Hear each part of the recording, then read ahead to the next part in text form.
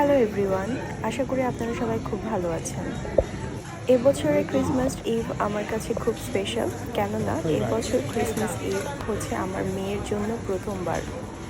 তো এটা হচ্ছে 2023 সালের 24শে ডিসেম্বর। তো ক্রিসমাস উপলক্ষে ক্রিসমাস ইভেই আমি টুকটাক রান্নার প্রিপারেশন শেষ করে রাখি।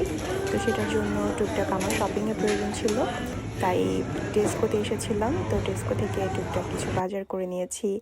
লিয়ানার জন্য একটা কিউট ক্রিসমাস ড্রেস কিনেছি, যেটা আমি আগামীকাল ওকে পরাবো।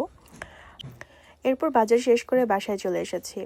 তো লিয়াকে বসিয়ে দিয়েছি ওর হাই চেয়ারে। তো আমার যে টুকটাক শপিংগুলো সর্টেড আউট করার ব্যাপার ছিল সেগুলোকে করে নিচ্ছি। ও হাই চেয়ারে বসে থাকলে আমি একটু রিস্ক ফ্রিভাবে থাকি। আর প্লে প্যানটা আমি ইউজ করতে পারছি না, কারণ আমার বাসায় ওরকম স্পেস নেই।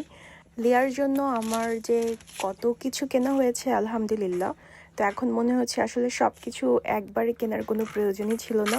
যখন যেটা প্রয়োজন তখনই কিন্তু কিনে ফেলাটা বেটার ছিল। বাট ওর জন্য যখন আমি নেস্টিং করেছিলাম তখন রীতিমতো ওর 1 বছর পর্যন্ত কি কি লাগতে পারে সবগুলো আমি কিনে রেখেছিলাম। তো এনিওয়ে, যাই হোক, I am not regretting it, but yes, আলহামদুলিল্লাহ সব কিছুর জন্য। এখন ও একটু টিভি দেখুক। নর্মালি আমি ওকে স্ক্রিন টাইম দেই না, কিন্তু যে সময়টাতে আমি ওর কাছে থাকি না সেই সময়টাতে আমি ওকে স্ক্রিন টাইম দিই। আর যদি আমি থাকি তাহলে আমি আমার জিনিসটা দেখি, ওকে আমি ওই কার্টুন জাতীয় জিনিসটা ওরকমভাবে পরিচয় করাচ্ছি না। যাই হোক, আমার এর মধ্যে মনে হলো যে ওর জন্য কেনার যে ড্রেসগুলো আমি কিনেছিলাম ক্রিসমাস উপলক্ষে, তো এটা তো আমি আউট করি নাই। তো আমাদের যে লাইভ ক্রিসমাস ট্রি আছে, ক্রিসমাস ক্যাকটাস, তো সেটাতে বরাবরই এবারও অসম্ভব ফুল এসেছে মাশাআল্লাহ। সেই ক্রিসমাস ক্যাকটাসের নিচে আমাদের যেসব গিফটসগুলো আছে, বিশেষ করে লিয়ার যত গিফটস আছে সবগুলো আমি আনবক্সিং করলাম, লিয়াকে দেখালাম।